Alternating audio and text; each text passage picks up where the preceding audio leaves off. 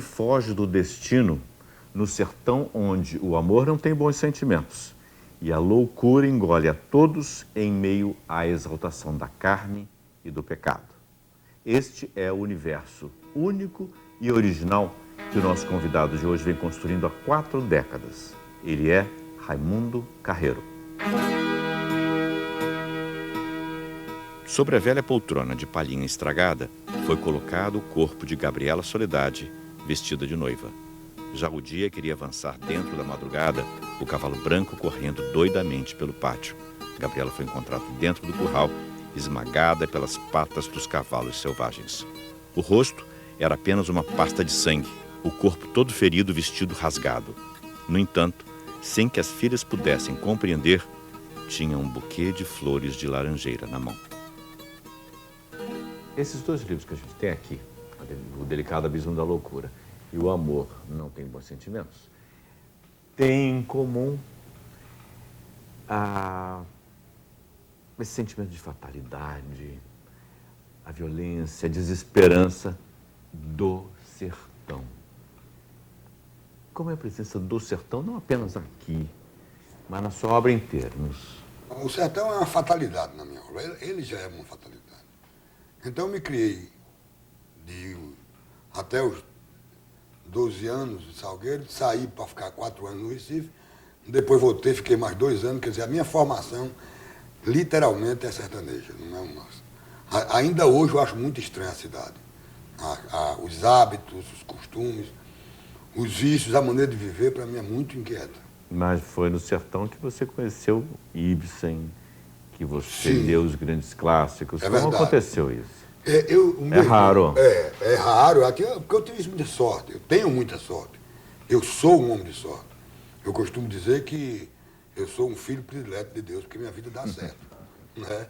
Então, veja bem, quando eu era bem menino, aí entre 8 e 9 anos de idade, eu já estava música na banda, me tornei músico aos 8 anos, e ficava de castigo na hora do meu pai. Não pergunto porque eu ficava de castigo. Eu não sei, mas ficava sempre. E a voz do meu pai, como é claro, como é lógico... O 10º de 11 filhos. O 10º de 11 filhos. E já bem afastado, né? Tanto que eu não tive uma casa com 11 irmãos. Eu tive uma casa com 2 irmãs, 3 irmãos, porque todos saíram para estudar. Mas estava lá você de castigo. Sim. Aí eu ia para a loja e descobri vários caixotes. Que loja era? Meu pai era comerciante e vendia tecido e chapéu. Não só em Salgueiro, como em cidades da redondeza. Então eu ia para a loja e lá eu descobri esses caixotes. Naturalmente, como filho obediente, perguntei se eu podia abrir os caixotes. Ele disse, pode abrir. Eu abri. De quem eram esses caixotes? Eu tenho um irmão chamado Francisco, que mora no Maranhão, deve estar já com 84, 85, não sei exatamente. E então, ao ter acesso a esses livros, mais uma vez perguntei, papai, eu posso ler? Ele disse, pode, não tire do lugar, porque se um aparecer aqui eu tenho que dar, tenho que devolver. Mas fui. Então tinha uma edição de Ibsen, eu tinha 8, 9 anos, que aquilo era um fascínio, ficava louco com aquele livro.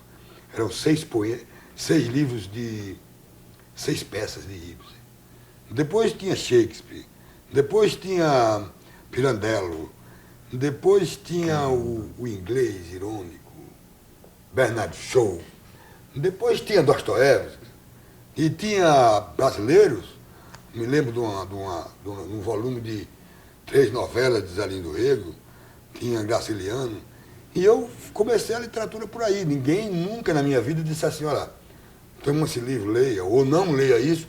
Também não tive nenhuma censura, nunca na minha casa, nem pai, nem mãe, na época minha mãe era viva, nem minhas irmãs, nunca disseram, esse livro não pode ser lido.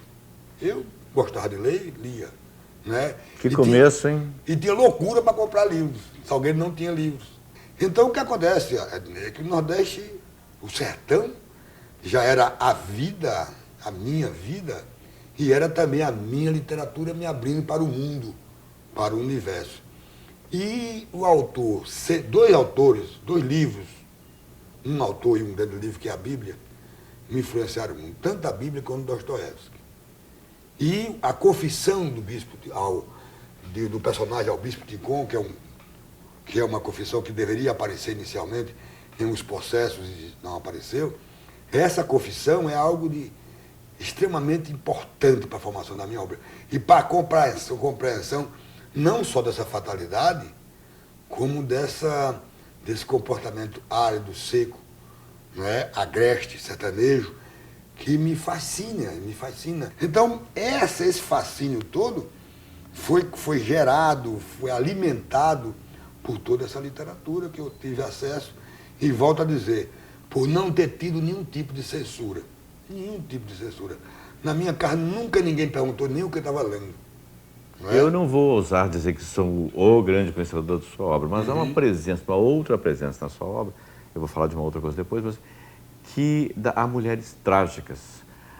E eu me perguntei o tempo todo, eu falei, até onde a morte da sua mãe, quando você era tão jovem, até onde a morte da sua mãe, até hoje se espera nessas personagens trágicas que desaparecem, jovens, bonitas, assassinadas, ou enfim, que o destino leva. O destino leva.